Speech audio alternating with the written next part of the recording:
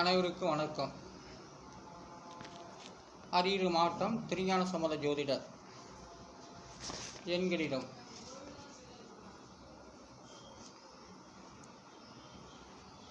இந்த எண்களிடம் தான் தமிழுக்கு உரியது. இது வருங்காலத்தில் இந்த எண்களில் தான் தமிழகத்தில் பேசப்படும். தமிழகத்தில் மட்டும் இல்லை, உலகெங்கும் தமிழர்கள் வாழும் பகுதியெல்லாம் இந்த எண்களில் பேசப்படும்.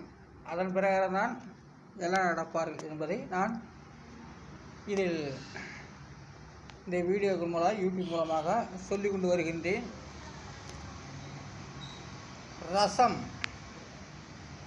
ரசத்துக்கு 3 எழுத்து 3 3 7 13.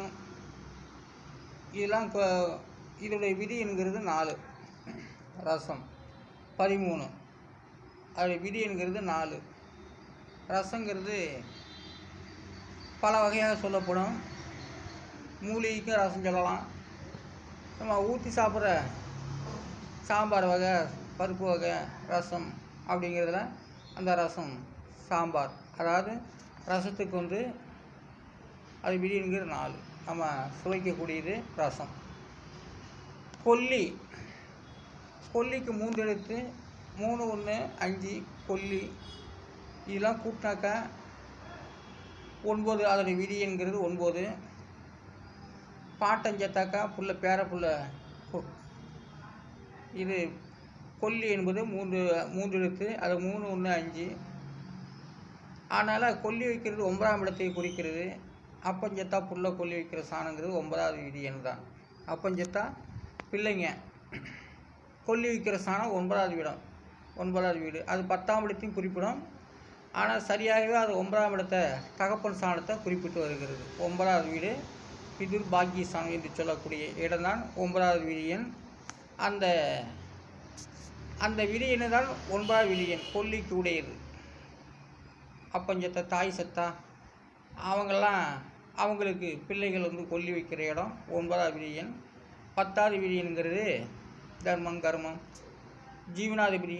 அது அனைத்தையுமே அது சொல்லப்பட்டு வருது. ஆனால் உண்மையிலுமே இந்த தமிழ் எண்ணது பிரகாரம் 9வது விதி எண்ணை தான் காட்டி கொண்டு வருகிறது. கொல்லிக்கு பிள்ளைகள் கொல்லி வைக்க ஸ்தானம் 9வது விதி எண். மாவு சட்டி பாருங்கள். மாவு சட்டி 5 எழுத்து, அது 8 7 3 2 6. இதெல்லாம் கூட்டாக்க 26. அதோடய விதிங்கிறது 8. மாவு சட்டி யார் தூக்குவாங்க?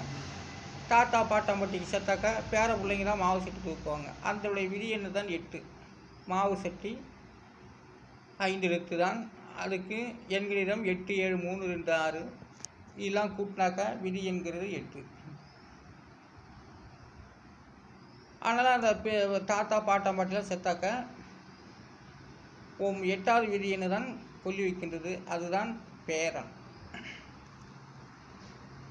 அதனால் அந்த தமிழ் ஜோதிடம் பேரனுக்கு மாவு சட்டி தூக்கும் பிள்ளைகளுக்கெல்லாம் இந்த எண்ணிடம் சொல்லப்பட்டு வருகிறது.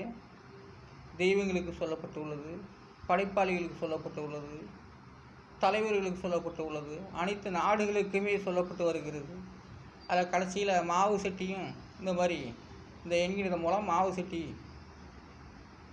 5 எழுத்து மூலமாக தாத்தா சத்தா பேர பிள்ளைகள் மாவு சட்டி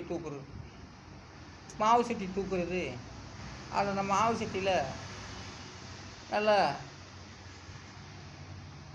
அதில் விளக்கேற்றி கொண்டு போய் தாத்தாவுக்கு செய்கிறது சடங்குகள். அதுக்கு பேர் சடங்குகள். மாவு சட்டி தூக்குறது பேர பிள்ளைகள். தாத்தா பாட்டாம்பாட்டிகள் மூதாதிகள் செத்தாக பேர பிள்ளைகள் மாவு சட்டி தூக்கும் இடம் 8வது விதி எண். அப்போ மாவு சட்டியோட விதி என்கிறது 8. அந்த மாவு சட்டி தூக்கி பேர பிள்ளைகள் கொண்டு போகிறது தான் அதை விதி என்கிறது 8. நெய்ப்பந்தங்கிறது யார் தூக்குவாங்க? ஆலயங்களுக்கு பொதுவாக வீதியில் தெய்வங்கள் ஊர்வலங்கள் சென்று வரும்போது நெய்ப்பந்தம் தூக்குவார். அது முதல் பந்தம். அப்போ விளக்கில்லா காலத்தில் நெய்ப்பந்தம்னா அது சீமண்ணெய் ஊற்றி கொண்டு போய் துணியை சுற்றி அதில் சீமண்ணையும் நெய்களையும் ஊற்றி கொண்டு போய் சாமியை ஊர்வலமாக சுற்றி கொண்டு வரும். அதோட வெளிச்சத்தில் நெய்ப்பந்தம் வெளிச்சம் தெய்வங்கள் ஊர்வலமாக சுற்றி வரும். அதுக்கு வந்து நெய்ப்பந்தம். அதே நெய்ப்பந்தங்கிறது பேரப்பிள்ளைகளையும் குறிக்கும். அந்த நெய்ப்பந்தங்கிறது பேரப்பிள்ளைகள் எத்தனை பேரப்பிள்ளைங்களும் இருக்கோ, செத்தவங்களுக்கு எத்தனை பேரப்பிள்ளைங்கள் இருக்கோ அத்தனை பேரப்பிள்ளைகளும் நெய்ப்பந்தம் பிடிக்கிறது. சின்ன சின்ன குச்சியில் அதான் நெய்ப்பந்தம். அது சில ஏரியாவில் நடக்குது, சில ஏரியாவில் இல்லை. அதனால் இப்போ வந்து நெய்ப்பந்தமே பிடிக்கிற வேலையே இல்லை. தடாப்புடான்னு எல்லாம் சடங்கு, செத்தவனை தூக்கி சடங்கு வச்சு உடனே தூக்குறதெல்லாம் தூக்கிட்டு போகிறதில்ல. அப்போ அந்த ஞாபகம் மாதிரி யாருமே நெய்ப்பந்தங்கிறது பிடிக்கிறதில்ல. சின்ன சின்ன குச்சி, ஒரு கை முழத்துக்கு குச்சியில் தயாரித்து அதை துணியை சுற்றி அதில் விளக்கெண்ணெய் நல்லெண்ணெய் நெய்ப்பந்தம், அதுதான் நெய்ப்பந்தம். நெய் ஊற்றி தான் செய்யணும். ஆனால் சீமனை ஊற்றிலாம் செய்யறதில்ல. ஆனால் இல்லாததுக்கு எல்லாம் சீமனையும் ஊற்றிக்கிறாங்க. நெய்ப்பந்தம்னா பொதுவாக வந்து தாத்தாரை தூக்குற நேரத்தில், பாடையில் வைக்கிற நேரத்தில் பேரப்பிள்ளைகள் நெய்ப்பந்தம் பிடிப்பாங்க. எத்தனை பேரப்பிள்ளை, 10 பேரப்பிள்ளை ஆனாலும் 2 பேரப்பிள்ளை ஆனாலும் சொந்த பந்தம் எல்லாமே நெய்ப்பந்தம் பிடிக்கிற இடம். தாத்தா செத்தாக்கா பாடி தூக்குற நேரத்தில் நெய்ப்பந்தம் பிடிப்பாங்க. அந்த நெய்ப்பந்தத்துடைய விதிங்கிறது 2.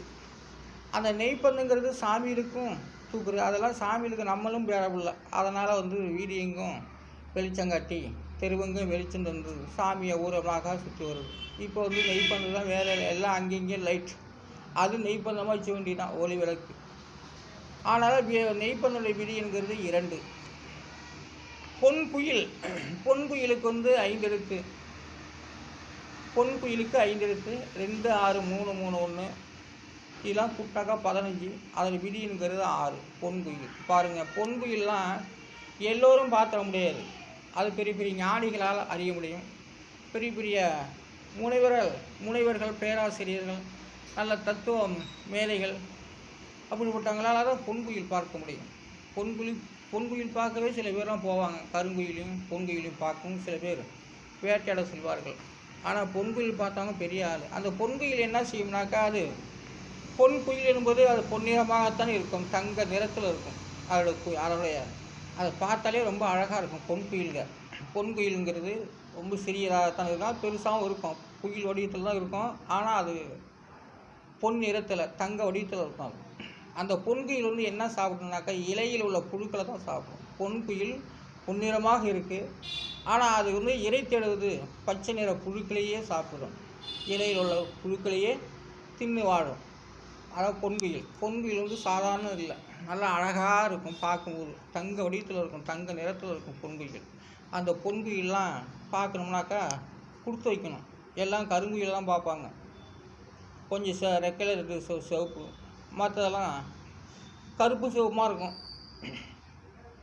அது வந்து குயில். இது பொன்குயில். நான் சொல்கிறது பொன்குயில் வந்து பொன்னிறமாகத்தான் இருக்கும். அந்த பொன்குயில் பார்க்கணும்னா கொடுத்து வைக்கணும். அது பொன்குயில் இலையில் உள்ள வண்டுகள், புழுக்கள், பச்சை நிற புழுக்களை தான் பொன்குயிலுக்கு வந்து ஆசைப்படும். அப்போ தான் அதுக்கு வந்து என்னமோ ஒரு பெரிய அறுசுவை தின்னது போல் இருக்கும் பொன்குயில். பொன்குயிலுடைய உணவு பச்சை நிற புழு. அது ஒரு லட்டு போல் இருக்கும் பொன்குயிலுக்கு. அந்த புழு திங்கும்போது ரொம்ப லட்டு போல் இருக்கும் அந்த பொன்குயில். அப்போ தான் அதனுடைய வளர்ச்சி நல்லாயிருக்கும். பொன்னிறமான பொன்குயில் பச்சை நிற புழுக்களை திங்கும்போது ரொம்ப அப்புறம் நல்லா அழகாக இருக்கும். அதுக்கு மற்றதெல்லாம் வண்டுகள், பூச்சிகள்லாம் திங்கும். ஆனால் இலையில் உள்ள ஒரு புழுக்களையே, வண்டுகளையே அது தின்னு வாழும். அதனால் ரைட்டு. கருங்குயிலுக்கு வந்து 6 எழுத்து வருகிறது.